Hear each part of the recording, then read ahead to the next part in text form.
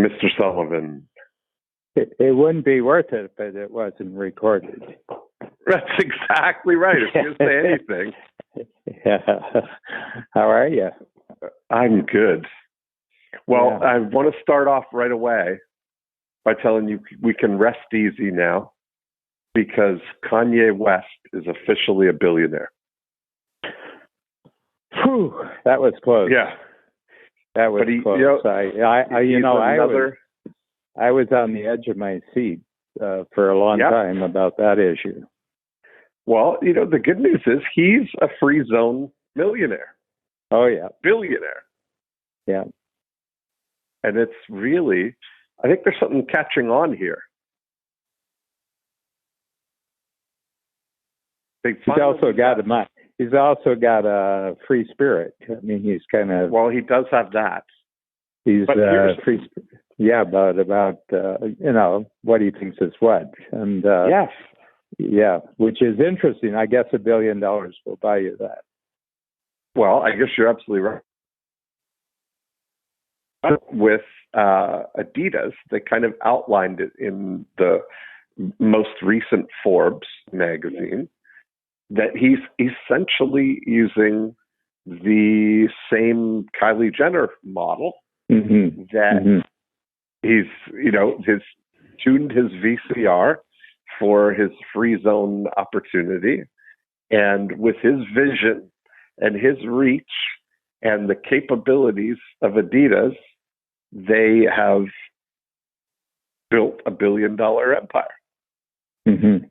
This is pretty, we're starting, there's so much evidence of this now, like he gets 11%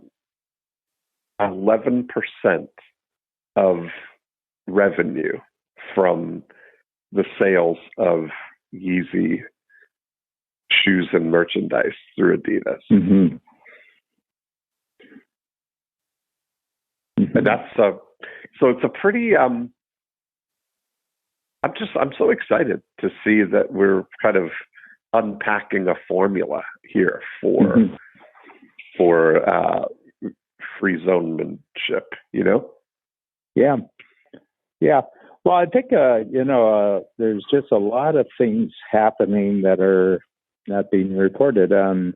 That was reported on because $1 billion gets reported on, but there's just a lot of I think there's just a lot of innovation that's taking place right now. Massive because old solutions are not working for one thing, and solutions are required.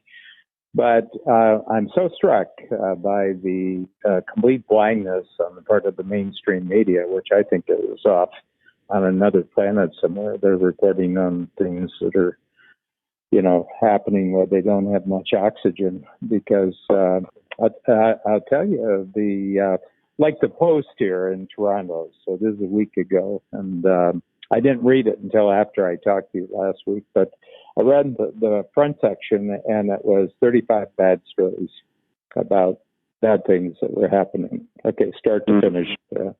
But then I noticed later that it was really thin. Usually the front section on Saturday is pretty thick. And I said, oh my gosh, there's no advertising. Oh, wow. And I said, well, there was an odd ad here or there, but normally it would be Saturday section is when you get your main advertising, and it's I think a problem of the current crises, but I think it's a general problem with the world of print journalism that they've been bypassed. This is not the place where you do ads. You do ads on Facebook. You do ads on Google. You don't do ads on newspapers. Right. Yeah. And so my sense is that why the mainstream media is writing such doom and gloom stories is because the future for print journalism is doom and gloom. And so my feeling is that the reporters, the editors, the publishers are simply projecting onto the planet what their own reality is. Mm, that's really something. Yeah. Like if you go, some of them obviously show up at a building somewhere, and I bet you're going into a building where most of the offices are empty because those are people who lost their jobs last year or year before, or 2 weeks ago, and I think that a lot of the mainstream media has to do with things that are happening to the mainstream media. It's not the bad things that are happening to the world. It's bad things that are happening to the mainstream media, to the actual individuals. And they're simply reflecting this. And I think the truth would be the same about Hollywood. I think Hollywood is in the dumps right now because live stream and Netflix is just bypassing completely the whole Hollywood model. Yeah. This is why Gal Gadot was singing Imagine. Right. I mean, that was truly an awful, cringe-worthy 2 minutes. I have to tell you, and I've gone on to various podcasts like Joe Rogan and they said, "Geez, if those people were friends of mine, I would tell them not to do that." They're just never going to get past that. They're just never going to get past those 2 minutes, and it's a tough song to sing anyway. It's a very tough song. Right. And it was a tough song for John Lennon to sing. So it's got to be a tough song for everybody else to sing. But my sense is these big industries that are part of the old model. It was mainland power. It was mainline muscle. It was mainland. They're just getting bypassed by Cloudlandia, efficiency by Cloudlandia, and Cloudlandia bypasses. Yes, I mean, you're absolutely right. That's the whole, unfettered. I mean, certainly because everybody's got the direct layer. But, the interesting thing is with that sort of outlet, we're kind of back to the days, in a way, of the early, when television first started, right? And there was ABC, NBC, and CBS, and the whole of the country was tuned into 3 outlets. And I think we're kind of in that. And they were doing their shows live. Right.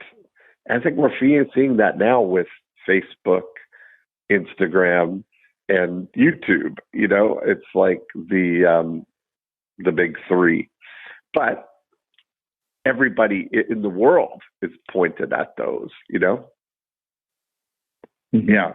And everybody's got, I'm so kind of thrilled that it puts it back to, or gives it for the first time, maybe really a true frontline meritocracy where the cream does have the chance to rise. Yeah, well, it's I think it's certainly kind of like a frontier. It's like a free zone frontier that individuals can.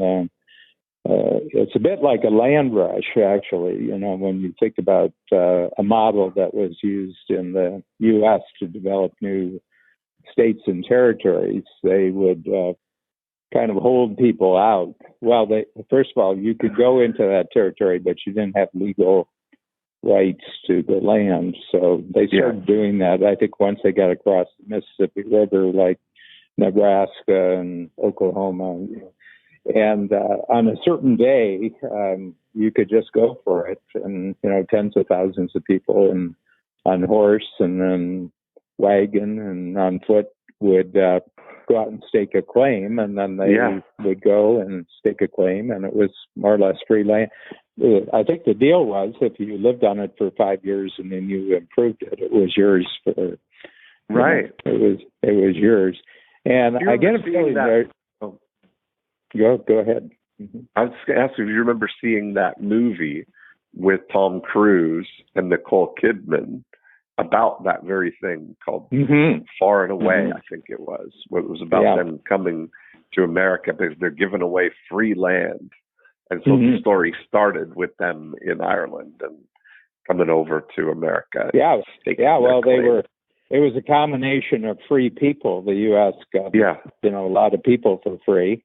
And they had free land. You put free people together with free land, it's you can build a world-class power out of that. Yeah. There's so much when you start thinking and observing here about how this happens now. Mm-hmm. It starts with free something. It starts with free something. That's what I'm. True. And I'm convinced of it. It starts with, I was just looking at, how Trump kind of has built his political power on free, because he found out that if you insult the media, they'll give you free coverage. Yeah, that's true, isn't it?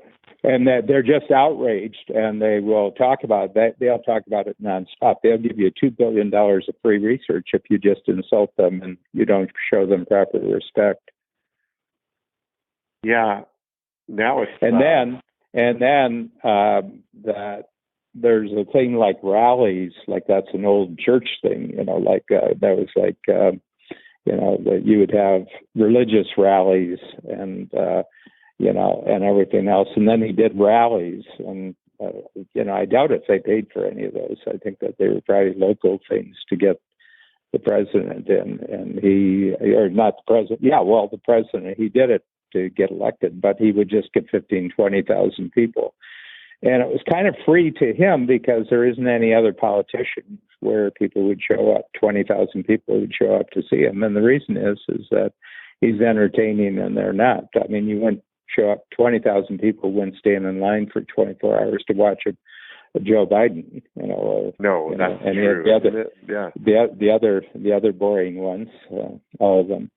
And then that's true of anyone like that. Like they said that about Howard Stern and Rush Limbaugh, and the thing about Rush Limbaugh, half the people that watch him are the people that hate him because they can't wait to hear what he says, so then they can tell. Did you hear what Rush said?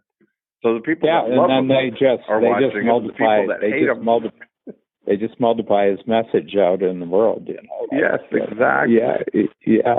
Yeah, and it was so fun. What's really interesting, and then there's this thing called the press conference, and Trump does it 50 days in a row, and then but it's kind of free, I mean, he's going to do something during the day, and they were complaining that he didn't give enough press conferences, so he gave him 50 days in a row, and then they said we got to stop covering his press conference. But it looks like he's got a nose for free, it's just sitting there, and it's kind of if you just, quite apart from, I mean, there are people listening to this that don't agree with my admiration for the president, but draw back a little bit. Some of them may not like Kanye West, and some of them might not like members of the Jenner family, the Sarkisian family. Right. Here's the thing that I want you to look at. That entrepreneurism is taking underused resources and multiplying them. That's all it is. That's all it is. So what we'd like, what I'd like everybody to do is saying, like them or don't like them, you got to watch what they're doing. Yes. Agreed. I mean, it's so, Donald Trump, the other day, he found out about the fact that disinfectant bleach was problematic for the coronavirus, and speculating how it could be used internally. And Luba, he got 10,000 hours out of that one. Oh my goodness! So Luba's daughter is a nurse, and she said they were treating people who have come in after ingesting bleach. to try and stave off Corona. That people are taking this literally. That's pretty amazing to me. Yeah, well, but what he said is maybe there's some way that we can actually use this. He didn't say. I think so too. Like, that's the thing. I looked at that too. Like, I don't look at that he's saying that we're going to drink it or do anything. Why would they bring out, why would they even highlight or say that this disinfectant seems that it can't stand there? If the idea is not, it just that's what I mean. If that's not a building block. It just proves that there's a million ways to be stupid. Right. Yeah. Yeah. There's a new way to be stupid every day. Yeah. Well, it's an interesting, but I have a feeling, that lots of big stuff is happening this year. I just saw a poll, McLaughlin poll. I know what the campaign theme is, presidential campaign is, and there's only one side that's going to take advantage of that. China's evil. China is evil. And that's what the campaign's going to be about. It's going to be about China, and one of the things is the demand that the U.S. bring all their supply chains to other countries, including the United States. No more supply chains in China, especially nothing that you depend upon. So China just had to recall 89 million masks today because they were defective. They've been found defective in all the countries of Europe. The problem is the Chinese are losing Europe right now. They thought they would always have Europe on their side. Oh, no. And so my sense is that they had a good deal going for about 30 years, but it depended on having a president that was really okay with the deal. And they went along and they thought there's no problem. No president will ever call the deal. And a president comes along and calls the deal and says, I think these guys are ripping us off. And the Chinese have been living on credit cards for so long, they never thought someone would actually send them a bill. But everything depends on the deal. And if the deal stops, nothing in China works. And I think this is really what's happening. And there's a lot of people around the world who have bet on the China horse. And, and they've bet their ranch on the China horse. They've bet their mansion on the China horse. So I think what's happening is that it's a function of an old mainland agreement. And my feeling is it's 75 years since the Second World War of how the world was going to be put together again. But it was all mainland, basically. It was. And what you're suggesting, and I think it's absolutely true, is that there's a new deal, but it's Cloudlandia deal. And every mainland deal is deficient if you compare it with either an existing or a new Cloudlandia deal that's being put in place right now. And I read about 10 articles on this over the last week, and that is the whole notion of celebrity as we knew it was a mainland construct. Right. Okay. And that what people are finding is people they're talking to on social media, you and I talking on a podcast, is actually really more interesting than anything that celebrities have to say. Yes, I agree. I think you're absolutely right. And it was just that, the celebrity, the rarity of the celebrity and the, just that they were anointed, through these power media, because they were through either movies or television or the radio. That's how somebody became a celebrity. Kind of royalty. It's actually a form of royalty. Exactly. Yeah. They were anointed, chosen. by people in power. It wasn't elected celebrity. That's what is really happening now. That's what I meant by meritocracy, that you can, if you are great, you're not going to be hidden for long. Mm-hmm. Yeah. But you're very unequal, Dean. I mean, there's nothing comparable that other people can compete with. I mean, they can't compete with. They can't compete with you.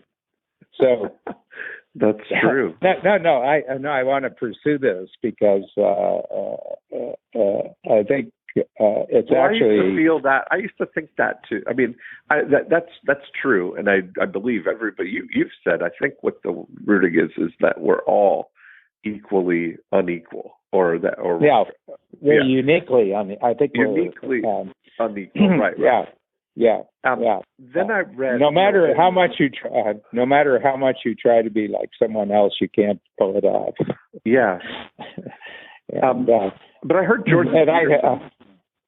Go ahead. I heard Jordan Peterson talking about something about this inequality and about how the distributions are always going to be this way. Like you've said it before, if we took everything away from, put a whole series of blocks and took leveled everybody out, that the top 10 people would be the top 10 people in the new reset order of it. That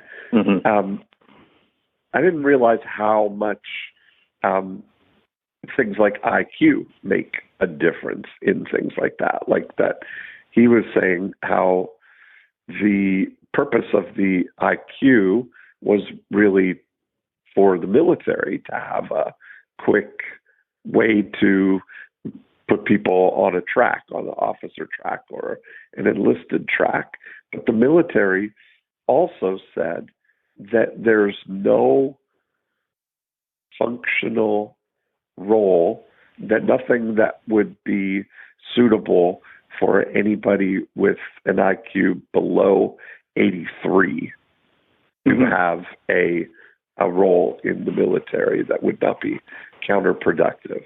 And that, he said, is 10% of the population. Yeah. Which is interesting, that when you look at it, there are those kind of things, I guess, that it's not this idea that everybody, if they would just apply themselves, has an opportunity kind of thing. Yeah, I think I think that it's generally true, but specifically not true. Like my feeling is that there are general rules, but you can look at a particular individual, and there's IQ is, first of all, it's the capability of doing well on an IQ test. First of all, what IQ really measures is your ability to do an IQ test, and I think what I'm seeing is that there's an expansion of the number of activities in the world that people can be good at. And I think that what Cloudlandia does is that it vastly expands it if you have the basic skills of actually accessing Cloudlandia. Okay, so what I'm seeing right now is a huge separation in the world between those who know how to even get on Cloudlandia and those who haven't yet done that. And I think probably the phone is the great doorway to that. iPhone is, because it's about half the planet right now has a phone. Now they probably differ in terms of internet access and what they can do with it. But what I'm noticing, for example, is a lot of requests by our entrepreneurs who are very successful people when they've been on our workshops. So we have, I've done 14 workshops over the last, how many weeks? 4 weeks. 4 weeks I've done 14 2-hour workshops. And we're getting massive requests from people saying, well, how do you do what you do? And which kind of tells me that there's a high percentage of them that haven't even accessed Zoom or some platform like Zoom. And, our tech team and our production team are putting together a little workshop where we're actually going to tell people, here's the first 5 steps. Here are the first 5 steps. This is how you do it, And so these are very, very successful people. I mean, in course of the world, these are people who make more than almost any college professor. These are people who make more money than middle managers at corporations. I mean, and yours too. I mean, your client base, my client base. These are very successful people. Yeah. But they are unequal digitally. They're certainly unequal digitally. So, did you see? And I would say part of our digital capability, Dean, is because we are procrastinators. That we just are averse to focusing on any result that's going to take a lot of work. That's true. That is true. But what if someone doesn't have that? They wouldn't be their openness to using digital communication would probably be less. They, if somebody believes that they're really, really good at everything, probably they wouldn't see the shortcuts. They wouldn't see the bypasses. Yeah, well, I mean, it's interesting that I think people are getting, that's why these apps now are a real entree into Cloudlandia for everybody. Like you see now, anybody can, even if you have the ability to just go pick groceries off a shelf and deliver them to someone, or to drive people around, or to pick up food and deliver it, the whole mainland delivery movement infrastructure, or whatever you can do, whatever your unique ability is, there's an app that you can plug right into to have people seek and find you to be able to do what it is that you do.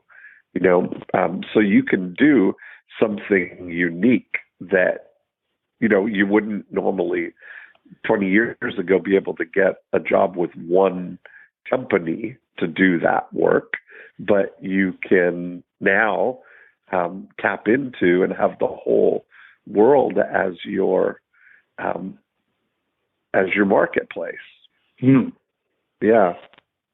Did you see, Dan, that Mark Zuckerberg, that Facebook now is launching a Zoom competitor, a feature in Messenger now that will allow people to essentially have Zoom rooms, Yeah. I did not see that because I've never done Facebook. Yeah. Yeah. So I wouldn't be one of his targets. Right. I mean, I do Facebook Live, but somebody else does it for me. It's one of those. It's one of those things where we've done Facebook Live, but well, he's a little slow out of the gates here.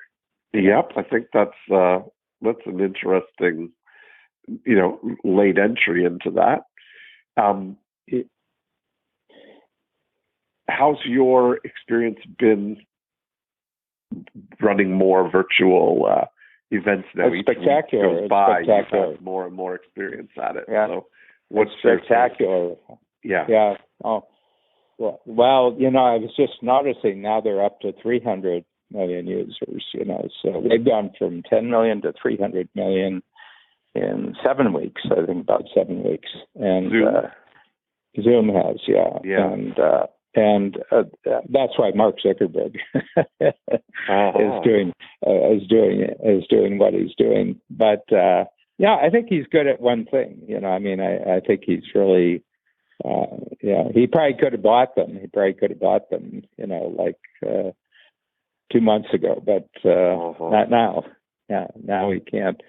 But it's been spectacular. As a matter of fact, it's completely transforming my whole model of what we do over the next 25 years. And I just put together a little fast filter that I'm sending out to the team this week called the Zoom Boom. And I said, last week, I think it was like Monday of last week, I crossed over where I stopped seeing Zoom as a nice temporary replacement for our in-person workshops to where I said, we have to use our Zoom experience now to rethink our in-person feature. I think you had come to that point about 4 weeks ago, but I had to get some under my belt, and the other thing is we've gotten such a incredible response from our client base. Yes. And it's been pouring in. Like one person said, charge me, because we moved everybody's renewal payment 1 quarter into the future because we weren't going to have in person. So we moved it from, everything that was going to come in March, from the middle of March to the middle of March, April, May, June. Yeah, 3 months to the middle of June. We just moved it ahead 3 months. And, people are saying, look, I'm getting such incredible value out of this. I just want to let you know that you should charge me, And so we're getting that kind of feedback from everybody. And I said, well, if you got the right audience, the audience is always right. And so, I'm just sitting here taking this in and, we're talking to check writers, and check writers are telling us something. So, and then last Monday, Shannon did just a special workshop for everybody from Australia and New Zealand who's been in the program, and they were just blown away by it. And about 5 of them were actually active, and about 13 of them weren't. And they were saying, "Oh, this is so great! How can we, make this a regular thing?" So now they want to get back in. Yeah, I mean, it's an interesting. Joe Polish and I had a I Love Marketing meetup group last week, and we had 280 people from all over the world. Yeah, yeah. And that's something, when you look at that, we'd each been doing local mainland meetup groups with 20 to 30 people. Yeah. And here we were able to do, and had, I think that's saying something, Yeah, well, I'm looking at the reserves for tomorrow and Tuesday. So I have 3 Zoom, 2-hour Zoom workshops, and I got 80 for tomorrow. I got 60 for Tuesday morning and 40 right now for Tuesday afternoon. And these are big numbers. And we're finding that it's about 95 to 98% that if they say they're going to be on it, they're going to be on it. So, I mean, this is useful information. I mean, this is, you have to look at this information and,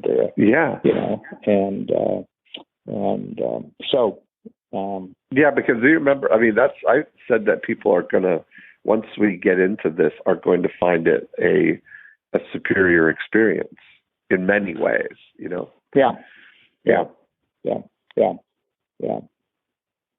There's opens up a whole new world for you. How are you? Well, it certainly adds. It certainly adds all sorts of dimensions. Yeah, opportunities, right? Yeah.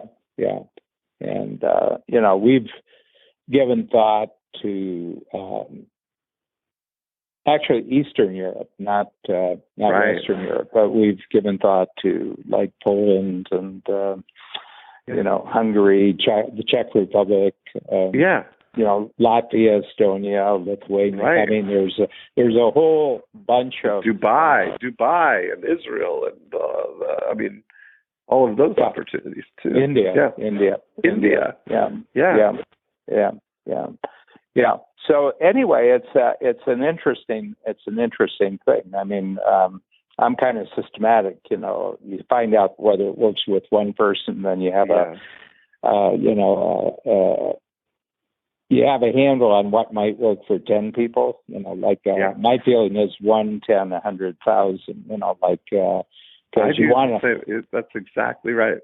That's so funny that you and I haven't talked about that, but that's my model. Is the first thing is an N of 1 study. Yeah. To make sure you can do it for 1, and then if you do it for 1, can you do it for 10? And if you can do it for 10, then you got a scale ready algorithm. No, it's power of 10. It's power of 10.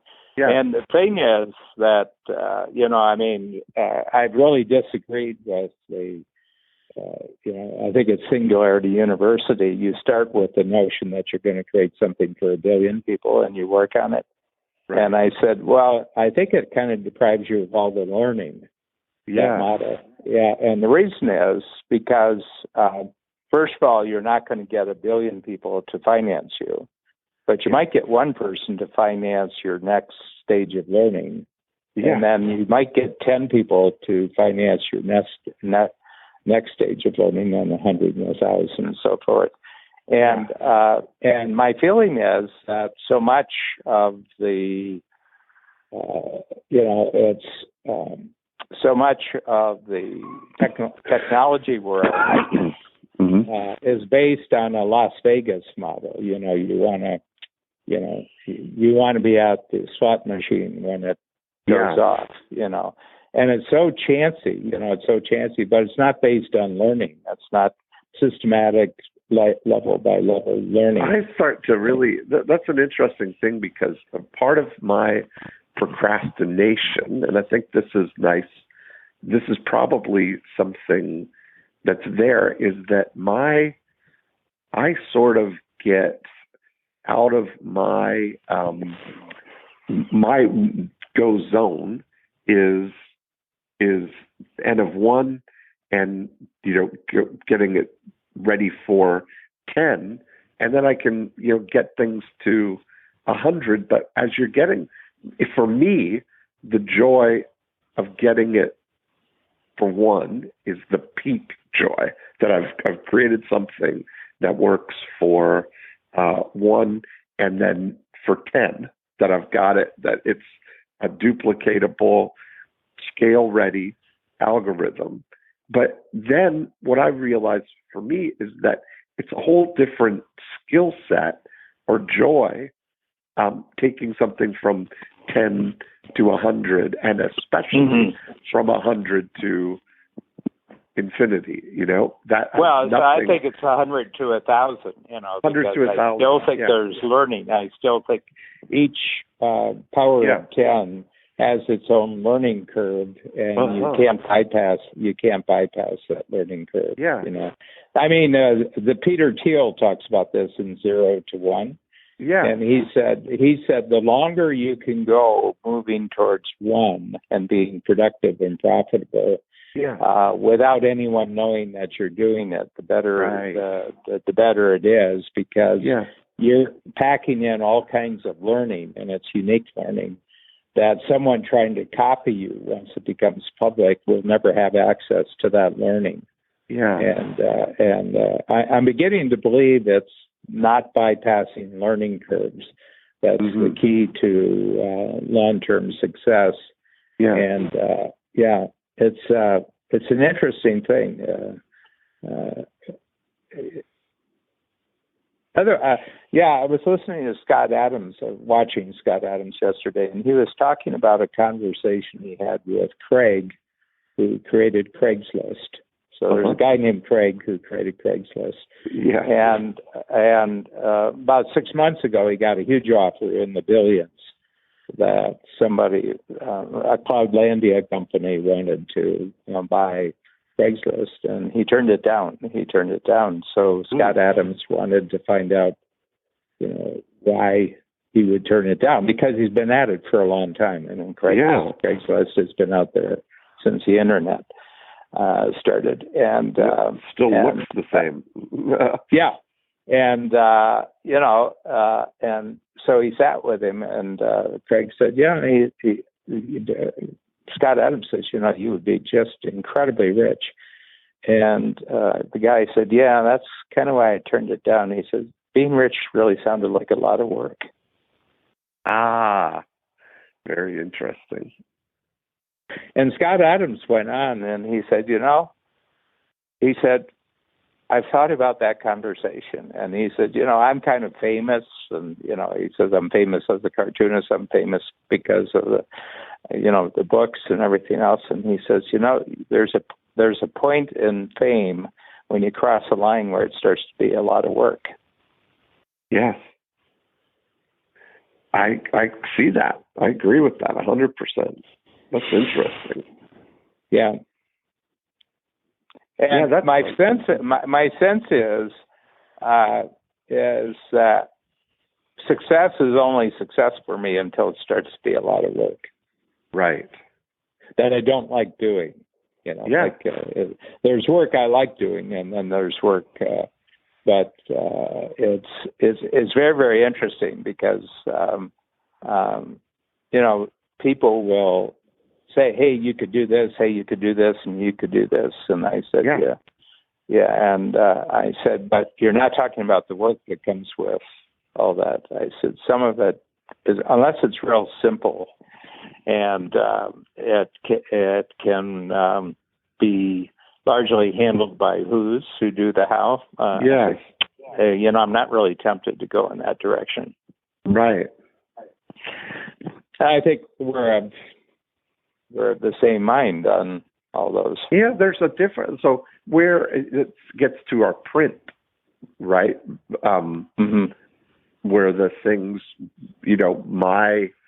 my top one is happy, right? I mean, that's the harmonious and happy. I think you have harmony and happiness. Yeah. That's my definition of success, right? So my top priority is waking up every day. All of those things. How do I know I'm being successful when I love that 20 years ago I decided the life metaphor would be to be an artist with a $50,000 a month trust fund.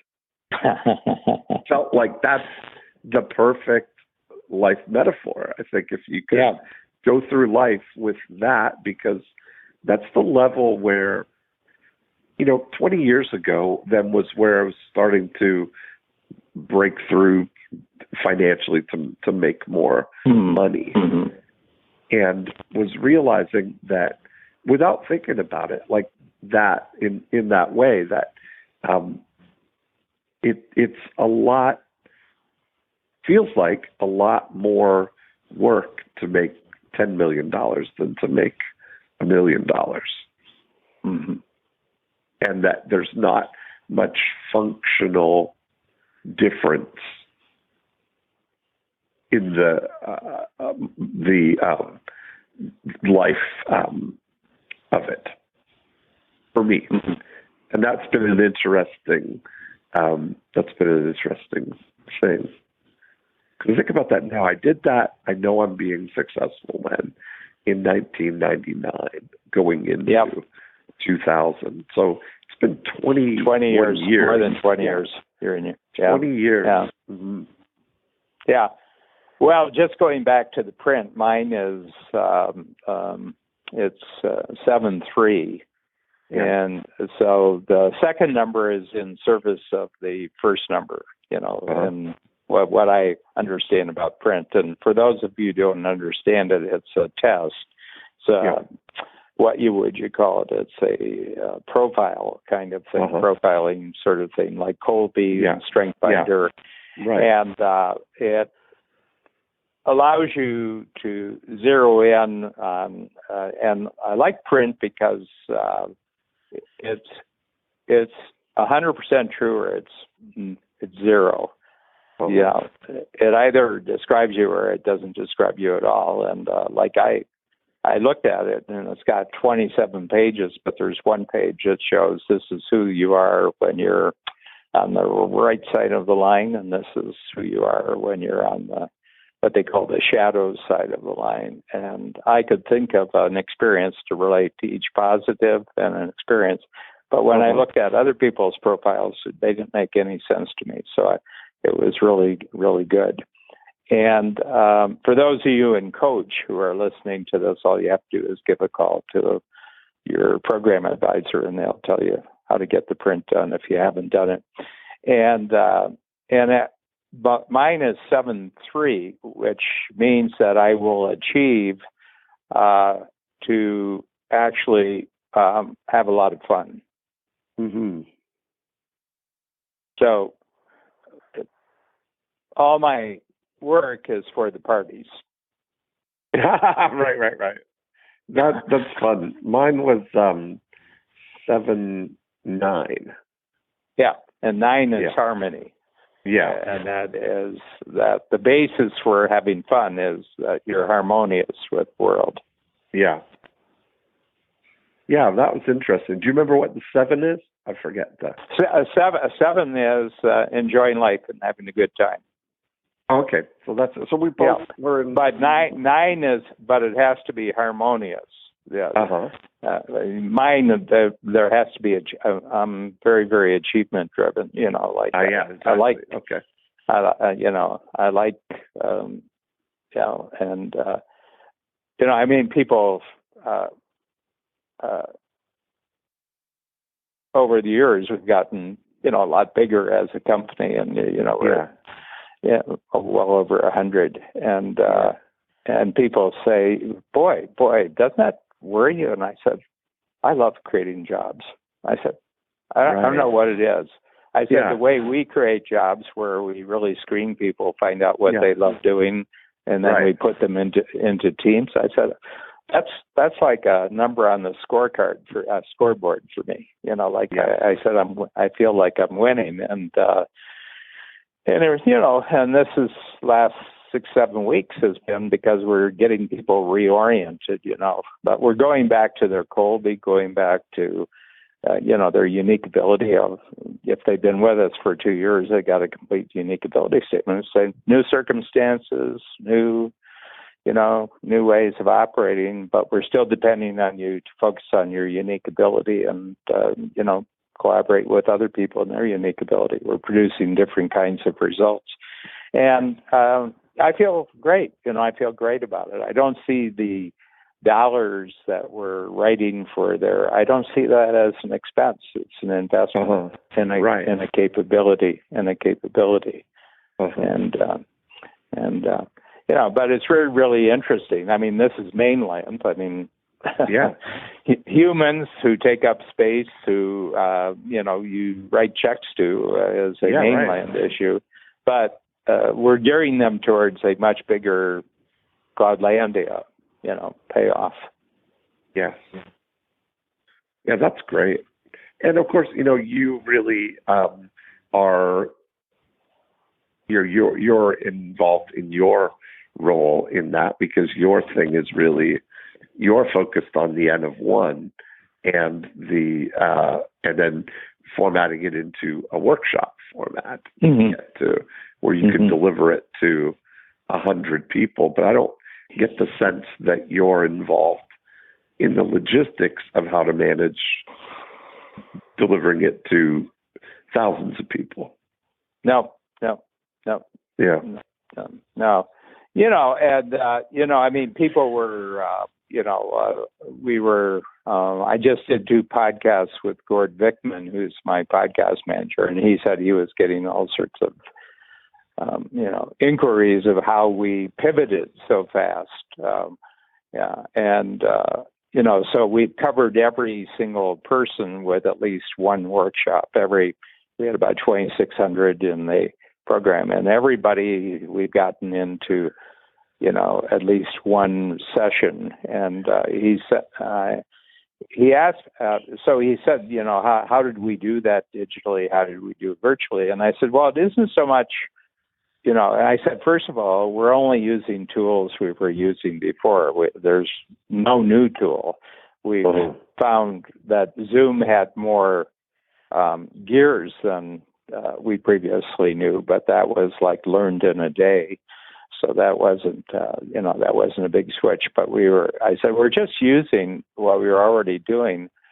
But I said, I think that the real key of why we were able to do it lies more in the teamwork explanation than a technological explanation. I said, our team is just really, really good at doing new things with teamwork. And this was just a new thing. That's a major thing. It's a big thing. It might be a permanently major and big thing, but it's just a teamwork. So I never think of technology without teamwork. I think the two go together, and and I think technology is just teamwork that is so predictable that you can make it automatic. Yeah, that's true. Mm-hmm. Do you find now that that people are quite enjoying the virtual working from home, and is everybody as far as I know, doing their jobs? Or no. I mean, we have somebody who goes into the office every day just to, do quality control, and there's.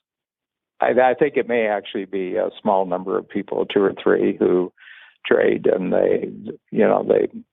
we have to go and check the premises. I mean, we do have real estate, and we do check, and we make sure operational, that things haven't answering the phones and Well, I think it's more that there aren't maintenance problems, like the heating's gone out, or I got you right. Mm-hmm. Yeah, I mean, there's just nature wants it all back. I mean, you leave anything built for a couple of days, nature starts making. There's a great show on TV actually called that Life After People, and it shows what happens if you take the people out of a city kind of thing. How after 1 year of this and 5 years, 10 years, nature takes it back for sure. Yeah, well, they said that if you spend a week in the Amazon, like in Brazil, near the Amazon, and you drive a road through, and it's a mile long, and it's about 50, it's 50, 60 feet wide, and you push it through for a mile, and and you dig up all the roots, and you put in concrete, because they can't use asphalt in Brazil because it melts, and so they have to use concrete, and then you go away for a month, and you come back and you can't find the road. That's amazing, isn't it? Yeah, they said that there are vines that within 2 days will just pretty well make their way all the way across the 50 feet. Because they've got space to grow. Exactly. They got sunlight, they got space to grow, and everything like that. And they just go wild, and then it just time. They show a time camera, and the whole thing just fills up. That's something. Yeah, that's why Brazil. Everything costs 4 or 5 times more to get anything done. It's just that nature. Nature really wants to kill us and eat us. Right. I mean, all this green stuff, all this green stuff about how we're so cruel to nature. I said, "Are you kidding? Nature wants to. You're not paying attention for a minute. Nature wants to kill you and eat you. That's we're just food." Well, Michael Moore, executive produced a new documentary. Yeah, I saw it. Yeah, I don't know if he entirely realized what he's done. I know it seems like the opposite of what you would expect him to have done, but whatever he had on his mind, I think he achieved the opposite. Exactly. I think he showed. I think for everybody listening, that was Planet of Humans, I think it's called Planet of the Humans. Yes. Yeah.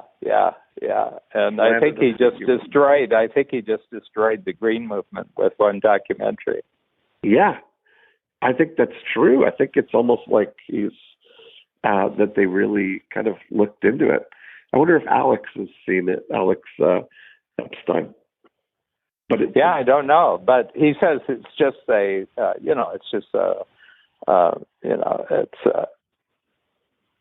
it's almost like a complete scam. Yeah. It's completely been taken over by people who use the Green Movement as a form of packaging. Yeah. That gets approval. There's a great book called The Rebel Cell, which was written by two professors, one from Toronto, one from Montreal. It's called Rebel Cell, and it's about 25 years ago that I think maybe 20 years ago they wrote it, and they just updated it last year. And their whole point was that capitalism just uses left-wing philosophy and left-wing, sort of movements and everything else to design the next fashion season. Wow. And so, for example, Che Guevara, who was a homicide, he was a psychopathic murderer, really, Che Guevara, if you know anything about him and following his political career. But they turned him into a sweatshirt, big seller, posters. Yeah. People wear their Che Guevara. And I said, you have a foggiest idea of what the person's picture is. No.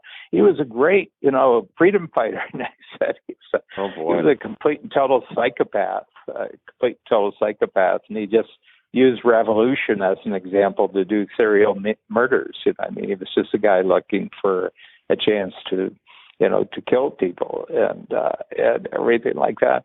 But, you go into almost any store, and a fashion store or anything like that, and you have Che Guevara or this or Mao Zedong stuff. And these are mass murderers. Mao Zedong's the greatest mass murderer in the history of humanity. So the whole thing is, the whole point of this book is any left-wing movement you see, pretty soon it will be a fashion statement. Yeah, and I wonder now, Kim Jong-un is reportedly dead or on his deathbed. Did you see that? I did. I've been following that, and I always am suspicious that he's just seeing who is happy, and then he's going to kill them all. I wonder. Oh, man, it's such a who's happy. Did you ever see the movie? It was The Death of Stalin. No. It actually had some famous people in it. Yeah, well, it was like he went into, he kind of went into a coma, and so his valet, he's in his bedroom and he's in his bed, but he doesn't get up in the morning, and his valet doesn't go in for about 2 or 3 hours because you might end up in a prison camp if you piss him off in the morning. So anyway, he goes in and he's kind of like in a coma. He's breathing, but he's not there. And so, immediate high alert emergencies and all the Politburo members, the people who are at the top with them, they all come in and they're all gathered around his bed, and they're starting to say certain things and talk about certain things, that they shouldn't be talking about, and all of a sudden he wakes up. Uh-oh. And all of a sudden they're down on their knees and they're saying, "Oh, thank God you're alive." Oh, boy.